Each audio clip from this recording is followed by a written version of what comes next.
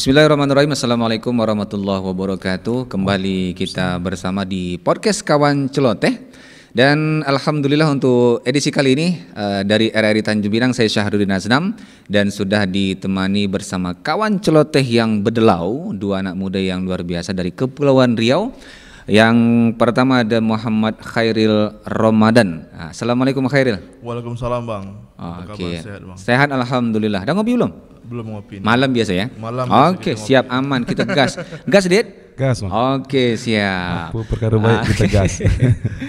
Kawan celoteh Bang Syah yang kedua ada Aditya Syaputra. Ini udah sekitar hampir setahun yang lalu kita baru jumpa kali ini ya. Baru berjumpa lagi. Alhamdulillah bang. Sehat, Alhamdulillah. Alhamdulillah. Aditya ini dia adalah pegiat budaya, dan juga salah satu pewara ya nak ya. Oke, pemantun juga ya nak ya. Kalau ada orang minta tolong pantun. Oke, masya Allah. Kalau gitu abang nak tolong minta pantun boleh tak? Apa itu? Minta tolong pantun.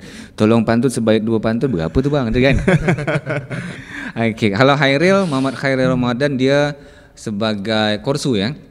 Korsu Kemaritiman BEMSI dan juga koordinator dari wilayah Kepulauan Riau ya. Kepulauan Riau. Oke, mantap. Dan topik kita kawan celoteh kali ini tentang teman tapi beda cerita anak muda Nusantara. Oke, luar biasa ya. Dengan latar belakang yang berbeda pastinya ya. Berbeda-beda. Oke, kalau Adit dari mana Adit? Kalau Adit dari Lingga bang. Dari Lingga, orang Lingga sana. Kalau Khairil? Dari Karimun. Dari Karimun. Tepatnya kat mana? Tanjung Batu. Tanjung Batu. Oke, orang Tanjung Batu ke Dek Lingga ya. Beda kepala, beda isi hati kan ya? Betul. Beda isi hati. Okay. Bukan jong sembarang jong. Cek lah. Berbaju kurung gunakan kain. Wah. Bukan kampung sembarang kampung. Kampungnya para pemimpin. Cek lah, tepuk tangan untuk kita semua ya. Oke, luar biasa. Jikalau letih rehatkan jiwa, apa nak bantu juga nih ya? Renungkan diri, aturkan langkah. Kawan celoteh cermin budaya, tunjukkan jati diri yang bermarwah. Boleh langsung balas pantun kita nih.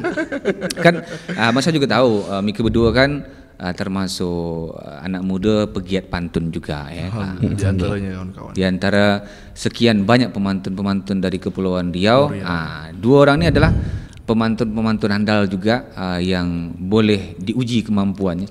Ujian pula itu ya. Macam ujian akhir semester pula itu. Bukan ujian semester, skripsi. Oke. Real. Kemarin katanya kan ada ikut perkumpulan atau pertemuan secara nasional tuh kan, BEMSI ya. BEMSI. Nah, ini kan pastinya banyak kepala, banyak pikiran, banyak latar belakang yang pastinya berbeda dengan keberagaman ya. Kita tahu sama tahu Indonesia kaya akan budaya dengan keberagaman, salah satu suku, bahasa, adat istiadat. Itu bagaimana Khairil melihat dengan keberagaman itu untuk menyatukan pemahaman di BEMSI kemarin? Pertama acara kemarin itu ialah sebagai konsolidasi nasional bang. Seluruh mahasiswa, seluruh ketua BEM dan seluruh penanggung jawab baik itu Korda, Korsu dan Kormet dan seluruh Indonesia begitu. Berdiri daripada latar belakang berbeda, baik agama, suku, ras, budaya, etnis dan sebagainya. Tapi satu bang yang kami sedikit bangga pada acara itu bahwa kita tidak memandang satu bahasa, satu etnis, suku, ras dan latar belakang manapun, karena visi kita satu ialah untuk menyumbangkan baik ide, pemikiran, gagasan dan juga pergerakan yang menyumbang satu arah lebih baik bagi bangsa ini gitu. Nah, oleh karena itu berbeda-beda pendapat ini bukan menjadi satu hal bagi kami untuk berpecah, tapi berbeda pendapat, berbeda pemikiran, berbeda gagasan sebagai satu mula kami untuk mencapai satu azas bahwa kita bisa menyumbang ke arah yang lebih baik bagi bangsa ini. Bhinneka Tunggal Ika. Bhinneka Tunggal Ika, warisan founding father kita. Betul.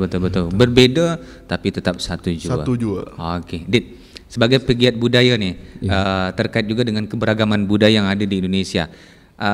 Kan dalam beberapa hari terakhir ini, itu ada sudah satu penetapan tentang Hari Pantun Nasional tanggal 17 Desember. Bagaimana Adit sebagai generasi muda, juga salah satu pegiat budaya tradisi lisan nih, Dit? Memang bang, terkait dengan tradisi pantun ini, saya rasa pantun memang layak.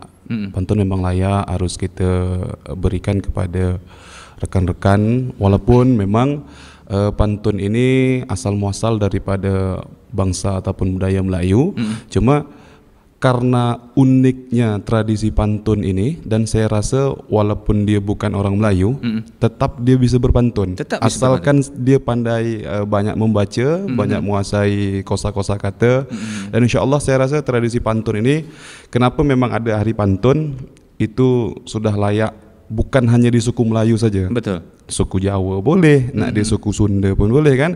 Memang kalau seandainya kita berkaca daripada ya, buat kaca dia? Daripada kita mengambil bukan kaca gitu. Oke. Kalau seandainya kita melihat daripada ya, Quran surah Al-Hujurat gitu kan, itu kan Tuhan itu memang menciptakan berpasang-pasangan, beras itu untuk saling mengenal. Jadi pantun ini adalah suatu tradisi, memang asalnya dari budaya Melayu, tapi bisa membuat cara kita pengenalan juga bisa dilihat daripada suku-suku yang lain seperti itu. Katun bukan sembarang katun gitu ya. Katun dibawa dari Tanjung Batu. Pantun bukan sembarang pantun. Ini pantun budak yang bermutu. Pantun budak bermutu. Batang kayu berbuku kayu. Minyak kasuri, minyak zaitun. Pantang Melayu mengaku Melayu. Kau tak bijak merangkai pantun. Apa tanda sebatang kayu? Sebatang kayu buatkan keton. Apa tanda orang Melayu? Orang Melayu pandai berpantun. Itu dia molek ya kan. Jadi keberagaman budaya yang ada di Indonesia ini bisa kita lingkupkan ke dalam persatuan gitu ya, melalui tradisi pantun tadi ya. Boleh bang. Dengan tradisi pantun tadi, karena waktu kecil kan sudah ada belajar dalam bahasa Indonesia tentang pantun gitu ya. Iya betul. Sejak SD gitu ya. Nah, bagaimana Haril memandang dan juga menjaga persatuan nih? Kita harus menghargai perbedaan. Batuk saya. Ini kode keras untuk air ya. Kita harus menghargai bang setiap perbedaan yang ada di antara kita, bahwa perbedaan tadi yang bilang bahwa perbedaan itu hal yang lumrah, niscaya pasti ada.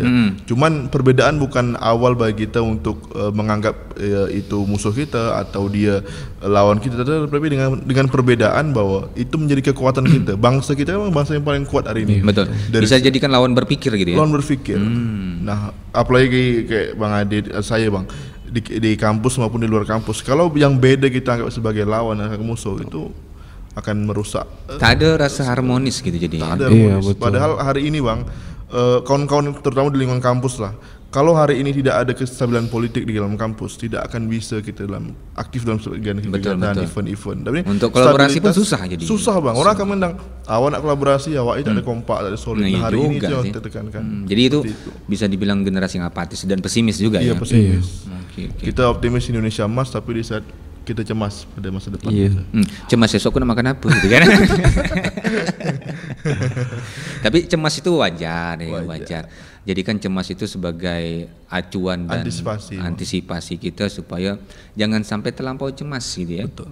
Cemas boleh, tapi harus optimis, optimis gitu ya kan. Nah, memandang dengan nilai-nilai kultural, nilai-nilai moral dan nilai-nilai luhur bangsa Indonesia, salah satu adalah gotong royong nih Dit ya. Nah, bagaimana memandang gotong royong ini supaya bisa generasi muda tuh tidak memandang gotong royong itu hanya sekedar slogan gitu. Gimana tuh, Dit? Jadi bang, memang kalau seandainya kita membahas keberagaman gitu kan, keberagaman itu kan sebuah, kalau saya merasa keberagaman itu anugerah.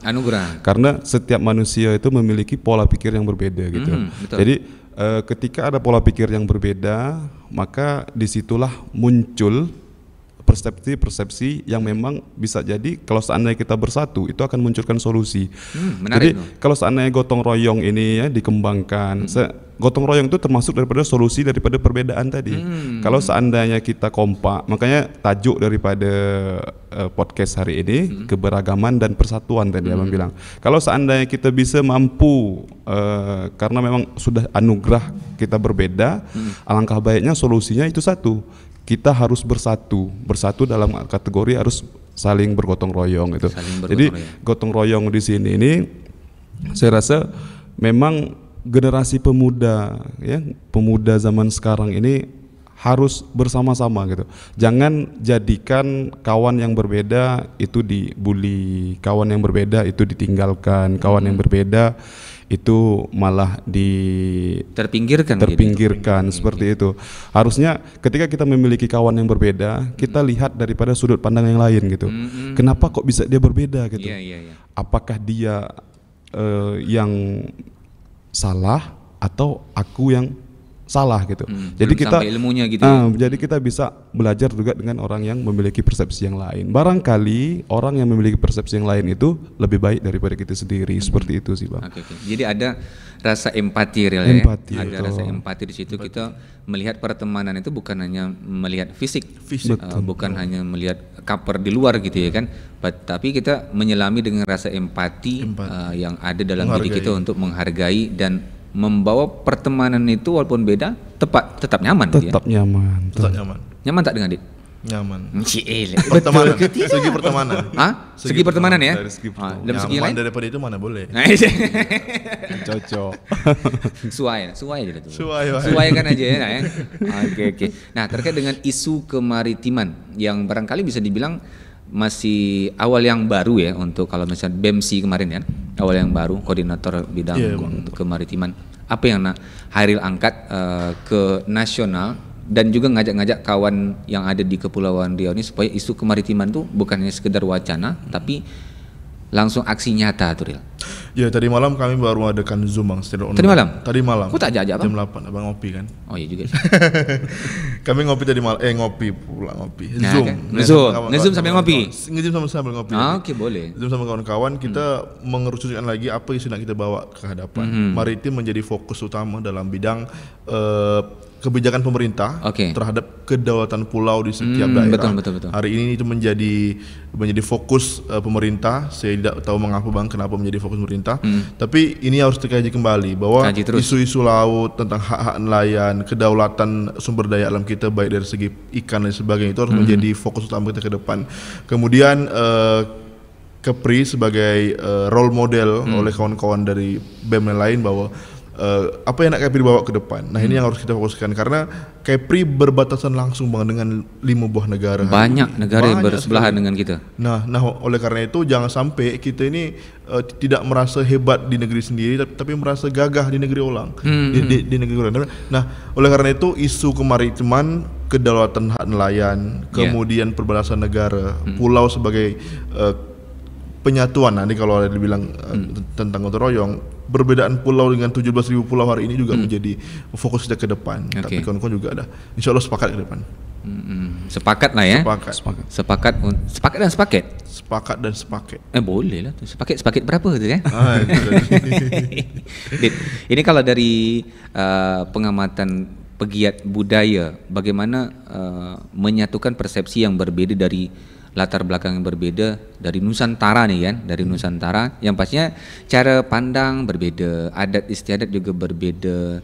Terus untuk menyatukan pandangan supaya tidak ada kesenjangan sosial, terus juga interaksi sosial juga tidak begitu merasa terpinggirkan. Apa yang harus pegiat budaya terapkan kepada generasi muda? Memang kalau seandainya kita berbicara masalah budaya nih Bang, budaya di Indonesia ini kan, Indonesia ini kaya akan budaya gitu. Jadi super power luar biasa. Makanya Indonesia ini menjadi negara yang besar. Kalau seandainya cuma bersamaan terus menerus, itu hanya sebagian kecil gitu. Jadi kalau seandainya kawan-kawan itu gini, budaya itu contoh budaya Melayu dengan saya ambil contoh di adat palang pintu seperti itu Bang. Adat palang pintu itu di budaya Melayu ada gitu, di suku Betawi juga ada. Tapi terkait dengan praktik adat palang pintu itu di Betawi berbeda, di Melayu berbeda seperti itu. Punya pakem tersendiri gitu ya. Punya peraturan tersendiri seperti itu. Kalau seandainya di Betawi dia cuma silat segala macam kan, mengantar pengantin. Tapi kalau seandainya di Melayu itu memang ada fase di mana intinya palang pintu di situ. Intinya palang pintu permintaan uang tebusan, macam tebus kipas lah, tebus kipas seperti itu. Dan hal itu kalau menurut saya selagi dia sesuai menurut syarak ya. Perlu kita ketahui bersama bahwasanya Melayu ini identik dengan Islam gitu. Betul. Kalau seandainya syariat Islam tidak ada berhalangan dengan adat, saya rasa adat bersandi syarak, syarak bersandi kitabullah. Bersandi kitabullah. Jadi saya rasa sebuah perbedaan itu tidak jadi mengapa lah. Tak jadi mengapa. Patah kata sekretaris LAM kemarin, apa tuh? Budaya-budaya Melayu ini dia bersifat ganti mengganti, Bang. Oh, ganti mengganti macam mana maksudnya? Ganti mengganti itu maksudnya kalau seandainya perkembangan zaman jadi menyesuaikan zaman. Menyesuaikan zaman, baik. seperti itu. Jadi perbedaan saya rasa tak jadi masalah seperti itu, Bang. Perbedaan tak jadi masalah, yang penting yang jadi masalah tuh hilangkan. Hilangkan itu tak boleh. Itu tak boleh hilangkan. Hilangkan masalahnya. Hilangkan masalah, jangan hilangkan orangnya, tak boleh gitu ya. Okay. Hilangkan keegoisannya. Karena ego, setiap manusia kan punya ego masing-masing ya kan. Betul. Cara pandang yang berbeda, cara pikir yang berbeda. Nah, menempatkan diri nih Real. Ini kan teman tapi beda, cerita anak muda Nusantara kan cara berpikir pasti beda. Menempatkan diri dengan perbedaan itu macam mana bagi Hairil? Bagi Hairil kita harus memahami dulu konteks perbedaan tadi Bang. Kalau bicara dalam konteks kegiatan yang nasional yang amat seluruh kawan-kawan hadir di event-event begitu dari Papua, dari Maluku, NTT, Kalimantan, Sumatera, Jawa apalagi kita mempunyai pandangan perspektif yang sama bahwa konteks menghargai perbedaan dalam keberagaman Nusantara, bahwa kita ini sama anak bangsa Bang. Sama anak bangsa yang mempunyai visi dan cita-cita yang sama bahwa kita ingin memajukan bangsa kita sendiri. Betul. 2045 adalah momentum bagi kita untuk melihat apakah Indonesia ini pada arah yang lebih baik atau tidak. Nah, hari ini kita boleh cek Bang, disrupsi teknologi yang begitu luar biasa sekali. Guncangan perdagangan dunia, ekonomi dan sebagainya, dan juga bagaimana kita bisa menjaga entitas budaya kita sebagai bangsa yang sangat luhur sekali. Apakah ini bisa kita pertahankan ke depan? Nah, oleh karena itu konteks keberagaman dalam konteks pemuda dan mahasiswa harus melihat lebih jernih bahwa perbedaan dan keberagaman ini adalah satu kesatuan yang sangat kokoh, satu kesatuan yang harus kita hargai, dan satu kesatuan bahwa ini tidak ada yang dimiliki oleh negara-negara lain. Timur Tengah pecah karena perbedaan yang sangat luar biasa sekali. Tapi kalau bicara agama mungkin sama semua dalam sisi agama. Tapi karena tidak bisa menghargai perbedaan, keberagaman, dan ini harus hati-hati sekali. Apapun yang kita cita-citakan akan sia-sia gitu ya. Sia-sia. Intinya saling menghargai. 17.000 pulau Bang, 1.000 lebih bahasa daerah, bahasa lokal, 700 lebih etnis suku dan sebagainya. Ini harus kita pandang ini sebagai satu kekayaan yang menarik gitu ya. Yang menarik. Tapi kalau tidak dipandang sebagai satu kekayaan yang menarik kemudian sebagai anugerah dari Yang Maha Kuasa, ini akan menjadi bumerang bagi kita ke depan. Dan itu akan berujung pada konflik gitu ya. Pada konflik. Oke. Nah, terkait dengan konflik sosial yang mungkin melatar belakangi perbedaan tadi, mungkin bahasa, mungkin ada pembulian tentang daerah tertentu. Ini bagaimana kalau dari Adit sebagai anak muda? Jangan sampai ada pembulian terhadap suatu etnis tertentu. Iya. Yang inti daripada perbedaan ini Bang, kita harus saling menghargai. Dan jangan diskriminasi seperti itu. Karena saya punya pengalaman waktu di sekolah dulu. Saya kan awal daripada kan itu di Pulau Medang Bang, di Pulau Medang. Pulau Medang. Jadi Pulau Medang. Jadi pas SMP merantau ke sini. Pas merantau ke sini memang kita sebagai masyarakat kampung ya, melihat daripada wilayah yang sudah perkembangan zamannya lebih maju daripada di kampung, itu kita bersyukur sekali. Tapi ada kalanya memang kadang-kadang masyarakat kota ini sering mendiskriminasi. Jadi engkau budak kampung, engkau budak pulau. Jadi pas saya dibilang kau budak pulau gitu, saya jawab gitu, engkau juga budak pulau Bintan seperti itu kan. Betul juga. Karena Pulau Bintan, pulau besar gitu kan. Karena diskriminasi ini kalau seandainya kita masih pertahankan, keberagaman ini akan jadi ancaman. Ini, kan? Coba kalau seandainya kita saling menghargai, saling gotong royong, maka saya bisa belajar budaya di kota, mereka juga bisa belajar budaya di kampung seperti itu. Ini kan ada macam normalisasi ataupun kebiasaan kalau misal bercanda yang mungkin terlampau berlebih gitu ya. Ini jadikan pembulian atau perundungan. Ini bagaimana Hairil memandang hal yang seperti ini, Hairil? Pembulian ini menjadi musuh yang dah sangat lama bang dalam dunia pergaulan kita hari ini. Terjadi di segala sektor, baik di sektor pendidikan, apakah di pendidikan SD, SMP, bahkan di perguruan tinggi juga ada pembulian. Kemudian di sektor masyarakat, di lingkungan keluarga juga banyak sekali. Nah, hari ini harus menjadi fokus utama bagi keluarga, bagi orang tua, bagi pendidik, tendik sebagainya, bahwa perundungan dan pembulian ini harus menjadi isu fokus utama untuk menghilangkan ini, jangan sampai ada sekali. Negara harus hadir bang dalam ini, karena kalau memang dia dibully, kalau dia dirundung terus menerus, akan berpengaruh pada psikologi mereka. Ya, betul. Psikologis mengefek kepada pemikiran, merefek kepada kesehatan dan lain sebagainya, sehingga dia akan putus asa. Isu bullying ini sangat marak sekali hari ini. Itu kan berujung ada kesehatan mentalnya juga ya. Kesehatan mental bang. Jadi kesehatan mental itu juga berpengaruh kepada soft skill mahasiswa, soft skill pemuda, soft skill anak-anak. Ini yang harus menjadi kesadaran kita bersama, kolektif kita bersama, bahwa perundungan dan bullying tidak boleh terjadi lagi di Indonesia ke depan di segala sektor bang. Jangan kasih celah ya. Jangan kasih celah. Oke. Kalau celah di dompet tuh boleh kasih sedikit ya. Boleh. Kalau bahasa pantun itu tanam pinang rapat-rapat. Itu aja. Tanam pinang rapat-rapat gitu kan. Tanam pinang rapat-rapat. Habis itu apa lagi Dit? Sambungin Dit. Tanam pinang rapat-rapat. Tanam sebelah rumah ya kan. Kalau yang merah tuh tolonglah dapat ya kan. Biar berasap lah kat dapur rumah. Tanam pinang rapat-rapat supaya puyuh tak dapat lari. Ya. Mari kita seluruh merapat. Jangan kasih celah kepada bullying diri. Molek tu dia. Ini kan konten budaya lokal yang sudah diakui UNESCO, mendunia sebagai warisan dunia ya kan, 17 Desember, dan mudah-mudahan jadi pembiasaan ya, dan motivasi untuk generasi muda supaya tidak malulah dengan cara dia menyampaikan pendapat, cara dia menyampaikan lisan berpantun, salah satu dengan pantun nih, dan syair juga. Adit juga di bidang syair juga Dit ya. Syair. Kalau ada orang tak tolong kita tolong. Mungkin boleh syair sikit lah. Al-Kisah Tayyib. Memang kalau izin bang ya. Izin. Berapa hari? 2 hari je. Okey. Lama sangat. Duduk diam di depan. Diam. Mana ada Adit ni pergi jauh tu dah. Dirapih bubu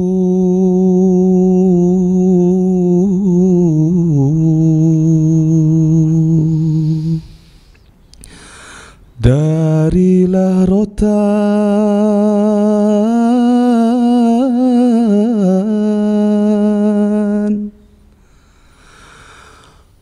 kononnya kerja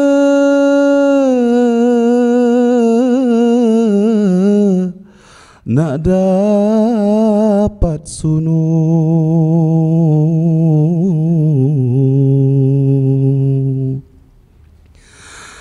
terlebih dulu saya ucapkan,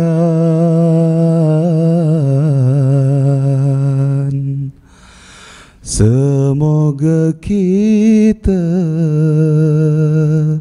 sehat selalu. Luar biasa. Itulah contoh dia. Molek. Molek sangat suara yang buah nangka tergolek-golek. Itu dia. Jatuh sebiji di samping perigi. Baca syair tampak molek. Esok dipanggil lagi ke sini. Itu boleh tu. Taman penyair. Okey. Hairil bersair. Saya memang tak. Macam gitulah Hairil. Gotong royong bagi tugas lah. Okey, bagi tugas. Personal bidang pantun. Tersebutlah kisah Asik Hairil dan Adit. Ya kan? Gotong royong kan? Gotong royong. Apa kasih sikit celah aja kan? Okey. Nah, ini tadi tu irama apa tadi?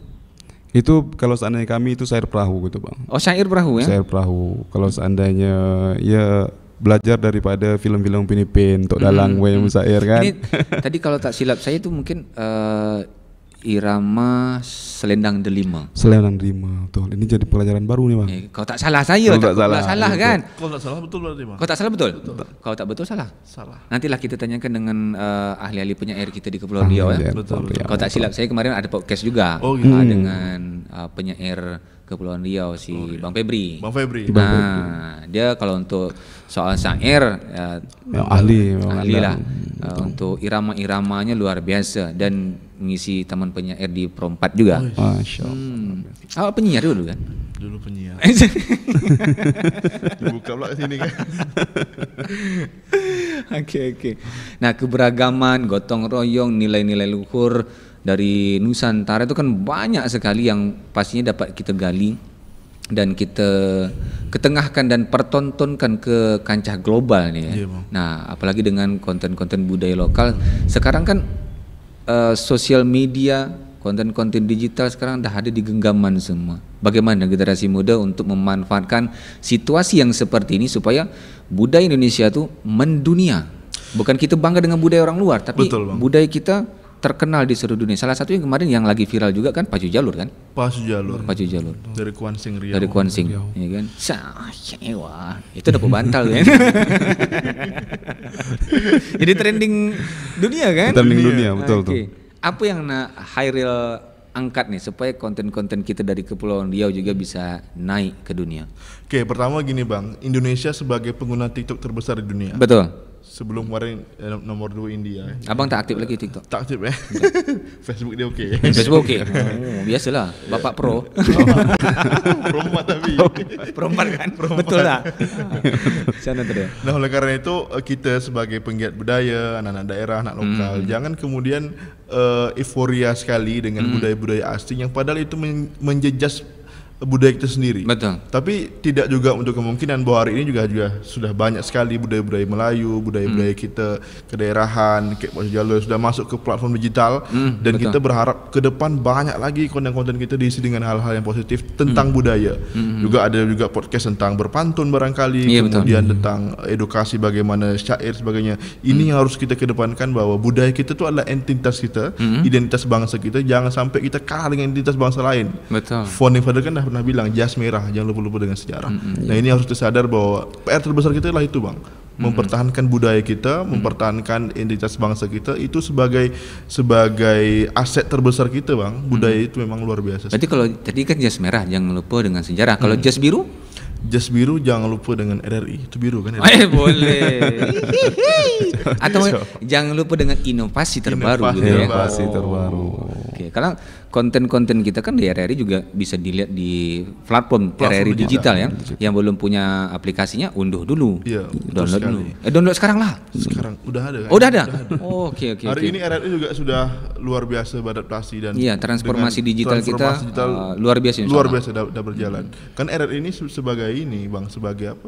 Sebagai wadah, sebagai ruang perekat keberagaman keindonesiaan tadi ya. Betul itu. Keberagaman seluruh suara budaya Nusantara.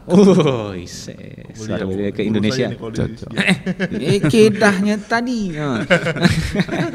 Dit, ini kan kita semuanya berakar dari sejarah ya. Nah, sebagai generasi muda yang tak lupa dengan sejarah, bagaimana generasi muda sekarang itu supaya bisa memandang sejarah itu sebagai penguat generasi ke depan supaya tak hilang arah?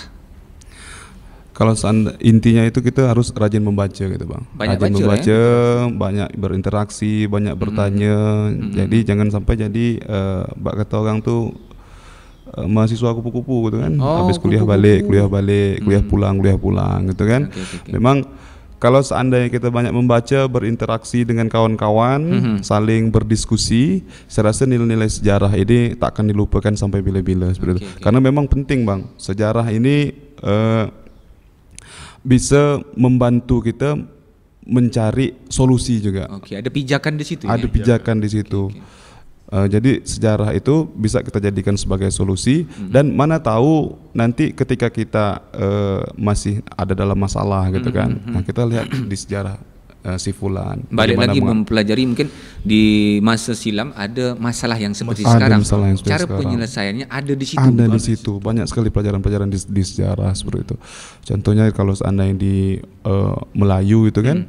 Sejarahnya memang luar biasa bagaimana Hang Tuah dan Hang Jebat ya. Ivan Hafiz. Hang Tua dan Hang Jebat itu kan bertikai itu karena gara-gara selisih paham seperti itu kan. Dan di situ kita juga bisa mencari solusi daripada masalah. Contoh-contoh yang terbaik dari sejarah masa silam kita bisa integrasikan kepada masa sekarang gitu supaya jangan sampai generasi sekarang tuh tidak paham dengan sejarah. Kalau misal mungkin orang luar negeri paham dengan sejarah kita gitu, tapi kita sendiri tidak peduli dengan sejarah yang ada di dalam negeri sendiri gitu ya. Iya, Bang. Oke. Nah, sekarang kalau misalnya dibilang kan kalau Tanjung Pinang nih boleh dikatakan tempat 1000 kedai kopi kan? 1000 kedai kopi. Di situ tempat berbual, di situ tempat berkawan gitu ya.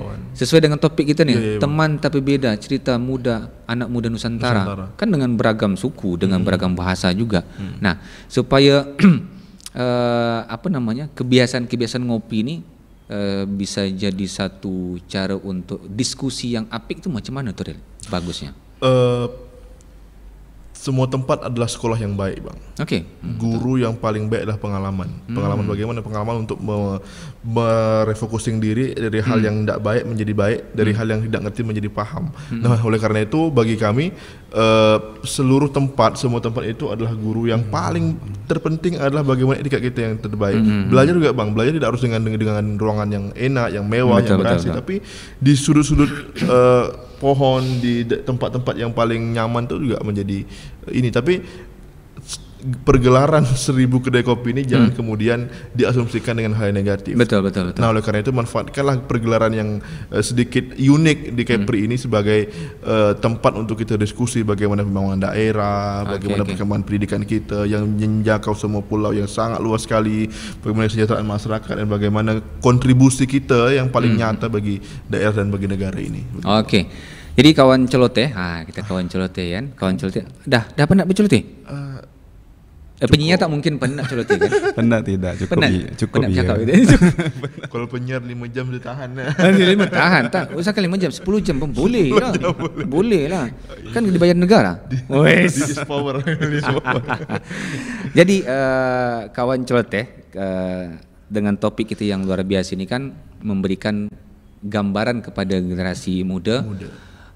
Keberagaman itu bukan jadi penghalang. Keberagaman jadi pondasi untuk menyatukan persepsi-persepsi yang berbeda, menyatukan keberagaman dalam wajah keindonesiaan gitu ya kan. Memberikan pemahaman yang baik kepada generasi yang akan datang. Begini sebetulnya generasi dulu berpikir lawan bukan jadi musuh gitu ya. Jadikan lawan itu lawan berpikir gitu ya. Jadi bisa dibilang adillah kita sejak dalam pikiran kita. Itu yang molek Okey. Baik, kawan celoteh, Adit dan juga Khairil, terima kasih untuk waktunya berkisah di kali ini di podcast kita. Mudah-mudahan di lain kesempatan ada topik-topik bahasan yang menarik lagi lah kita bahas ya. Tentang kepemudaan ya. Tentang kepemudaan yang akan memberikan gambaran terbaik. Beginilah generasi emas yang harus kita pupuk supaya jadi hal yang terbaik di masa yang akan datang. Terima kasih untuk podcast kali ini. Assalamualaikum warahmatullahi wabarakatuh. Waalaikumsalam warahmatullahi wabarakatuh.